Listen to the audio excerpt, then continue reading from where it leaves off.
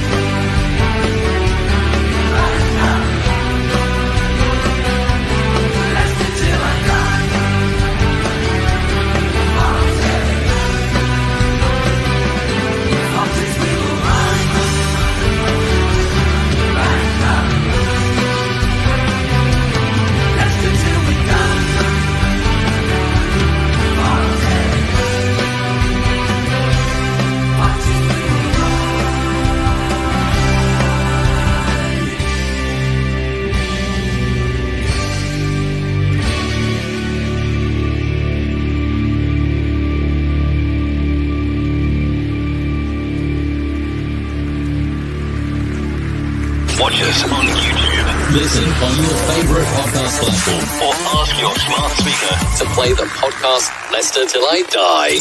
Right, Chris. All right, good afternoon and welcome along to the latest edition of Life's a Pitch. I hope you are well and I hope you are looking after yourselves. I'm here with my friend to help me get through this show. Thank you, Tina, for coming on. I really do appreciate it, Tina the Troll. And thank you all for watching. And I'll get round to your comments at the end of the show. So please add them or please put them in the comments below if you're watching on catch up. Right. Deep breath. Firstly, are you okay? It feels very strange indeed sitting here without Premier League football. And I imagine that you might have been feeling a lot like I have. Shaken, troubled, let down by what's been going on and full of questions. You, me, and all of us at Leicester Till I Die gave our love and support to a team who were not facing the truth, who acted in a way that they themselves felt had let us down and led us to relegation. That is a lot to process. And from my own heart, can I just say thank you for all of your kind messages and thank you for being here. Myself, Brad, David, Craig, Josh and Katey and every single person on this show will continue to work hard every single day to bring you the channel that we love. Okay, that is a little bit tongue-in-cheek, but for this morning fans, I guess I finally accepted it. I did my final Premier League guest appearance 2 nights ago on Rich Sports, and thanks to Rich for having me on. I'm clinging to my Premier League memories by my nails. Then last night I did a review of the opposition we'll be facing in the Championship next season with Dan from Turf Moorhouse TV. But like the players, I've taken a while to gather my personal thoughts about the club and relegation. We all have our thoughts on who's to blame, and I have over the past week done several videos gathering your thoughts and voicing mine. And of course, being football fans, it's obvious we were never going to agree. Whether you want to blame the club or team management, coaches, players or even the owners, the thing is they all have to take their fair share of the blame for what has gone wrong at this club. Whilst for me, Top has to take his share of the blame, I cannot condone personal abusive messages. Yes, social media offers us all the ability to voice our opinions, and mine, like yours, have been vociferous at times, but it has always been about the decisions made and not personal attacks. I am sure, like me, you would condone those actions, but as with West Ham last night, we all see that clubs everywhere have an element of bad apples at the bottom of the fan barrel. But the time for recriminations has passed. Continuing to blame and moan does not help the club, and as fans, we now need to get behind Top and the team. He did what he thought was in the best interest of Leicester City Football Club whilst trying to save King Power organisation. Let's not forget, he continues to bail out this football club, recently to the tune of almost £192 million in a debt-to-share swap. But it is, however, a new era for the club. And I accept, as Gurinder would say, Rotherham away on a cold winter's night is not as attractive as Spurs on a sunny Saturday afternoon, but it is still pure and simply football. We all woke up the day after relegation, hopefully still alive, hopefully in reasonably good health, with family and friends, while not having to avoid Russian drone attacks as we go for a pint of milk. It is just a game. And it's hard to think that as entitled as we think some fans of the so-called top six clubs are, the Premier League has been going for 30 years, half my age.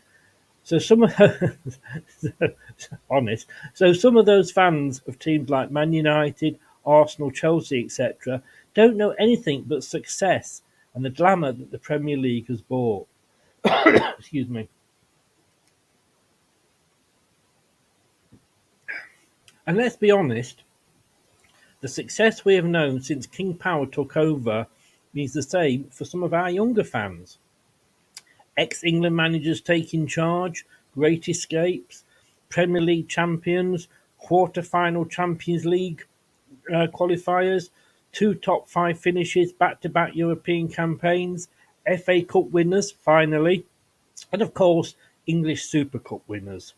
We cannot deny it has been a great ride, one, for example, that Spurs fans could only dream of. But we've always said supporting Leicester is a roller coaster ride, and we are currently on a downward run. But we still have a club, and we know what it is like to almost not have one. Twice. We have our own ground, and thanks to the top actions last summer, we are not facing the possibility of a points deduction. Although, if we did, I feel the Premier League would have made a quicker decision than the one they're taking deliberating over Everton, of course, who are one of their founding members. So, what do we have to look forward to? As Dan said last night, proper football. The club, which has over recent years become more distant from the fans, may find that connect again.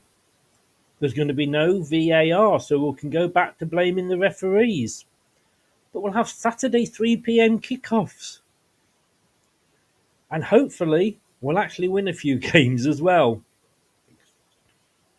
And whoever the man is that comes in to take charge of team affairs, one thing is for sure, we will not all agree with that decision.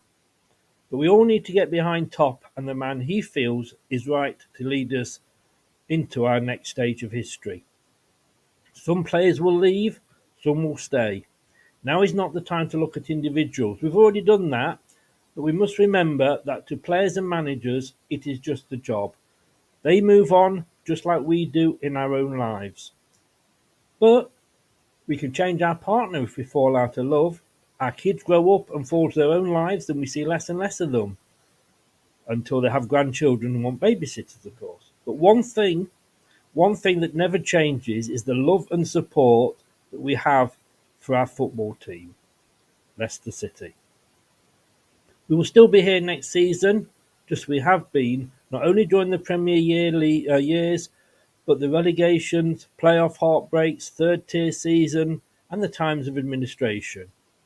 We will be cheering, laughing, and moaning, I am sure. I look forward to engaging with fans from clubs I haven't as yet, and hopefully making new friends along the way. Because they're so much better they're nicer than the older ones. But thank you personally for all your support for Leicester Till I Die TV. Keep watching, liking the videos, and subscribing if you are new. And as they say, keep the faith.